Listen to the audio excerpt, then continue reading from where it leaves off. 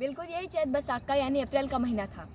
जिस प्रकार हम इतनी मेहनत, महीनों महीनों की मेहनत के बाद एग्ज़ाम देते हैं, इतना पढ़ते हैं, एग्ज़ाम देते हैं और उसके बाद जब रिज़ल्ट आता है तो एक अलग सा ही मज़ा आता है। जो हमारे किसान होते हैं वो इतनी मेहनत करते हैं, अपने खेतों में दिन रात लगे रहते हैं, महीनों लगे रहते हैं। तो उसके बाद उनकी फसल की कटाई होती है और वही फसल की कटाई होने के बाद घर आती है। तो हमारे इंडिया में, भारत में एक कल्चर सा है कि फसल की कटाई पर हम जश्न मनाते हैं, हम वैसाखी का पर्व मनाते हैं।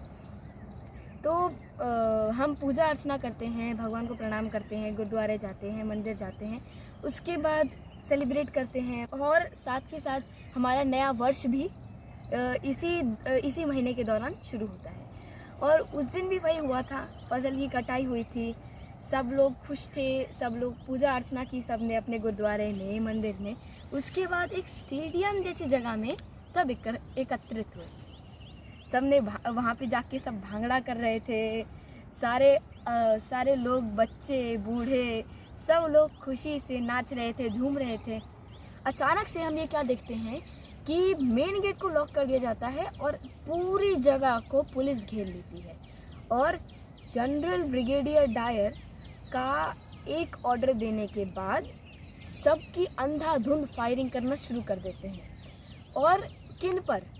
उन भारतीयों पर जो एक जश्न मना रहे थे, उन भारतीयों पर जो निहत्था थे और उन पे बिना एक वार्निंग दिए उन्हें मारा जा रहा था।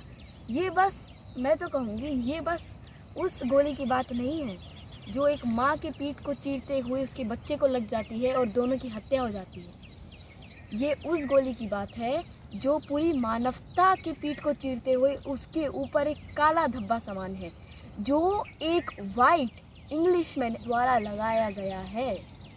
मैं तो कहूँगी कि this was the worst day of the human civilization. You heard me right, this was the worst day of human civilization. कि आप मुझे बताइए कि मैं क्यों इस ब्रिगेडियर जनरल डायर को एक आतंकवादी, एक राक्षस क्यों ना कहूँ, जिसने इतने सारे लोगों पर अंधाधुंध फायरिंग की और पता नहीं कितने हज़ारों लोग मरे होंगे, कितने हज़ारों लोग शहीद हुए होंगे, कितने लोगों को चोटें आई होंगी, उसका कुछ नहीं पता। हाँ, और आज भी अगर आप जलियांवाला बाग जाते हैं ना, तो वहाँ पर आप देखते हैं कि उसकी मिट्टी में आज भी खून है और वहाँ पर जाते हुए कितने bullets mark around the stadium we can found it. और कितने लोग अपनी जान बचाने के लिए, अपने बच्चों को बचाने के लिए, अपने आप को बचाने के लिए वहाँ पे बने कुएं में कूद गए थे। लेकिन उस बुलेट की कोई लिमिट ही नहीं। उस कुएं में मतलब उसके अंदर भी फायरिंग की जा रही थी ताकि उसके अंदर के लोग भी शहीद हो जाएं। ये कोई मानवीय हरकत नहीं हो सकती। ये मैं तो कहूँगी सबसे घटिया हरकत अगर कोई कर सकता है, आज तक का सबसे वर्स्ट हत्याकांड और anything you can say worst day in the human civilization, it was on 13th April 1919। और इसमें 10,000 लोग, मुझे सुन पा रहे हैं आप, 10,000 लोग शहीद हुए थे। साथ साथ कितने लोगों को कितनी चोट आई होगी। शायद कोई ही एक दो लोग शायद ही बच पाए होंगे। और इन्होंने, बेशर्मी के लिमिट तो बहुत ज़्यादा आगे चली जाती है, जब इन लोगों ने अपनी एक कमेटी बनाई, इसके ऊपर जांच पड़ताल की, उसके बाद बोलते बस कुछ ही सैकड़ों लोग मरे थे और कुछ ही लोग बस घायल हुए थे। और इनकी बात तो ये हुई कि ब्रिटेन ने आज तक इस टॉपिक के ऊपर कभी शर्मिंदगी नहीं उत्पन्न की। और तो और मैं तो कहूँगी this was the black day of the whole human civilisation.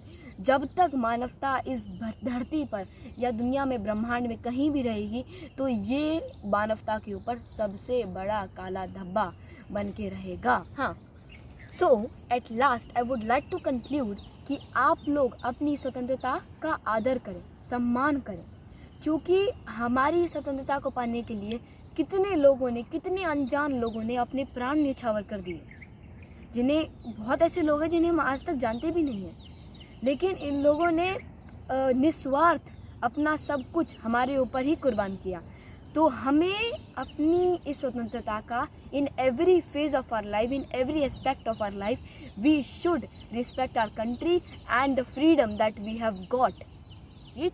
Every action of ours should be so responsible that it should reflect the freedom of our country. We must value our freedom. हमारे हर कार्य में हमारी जिम्मेदारी दिखनी चाहिए।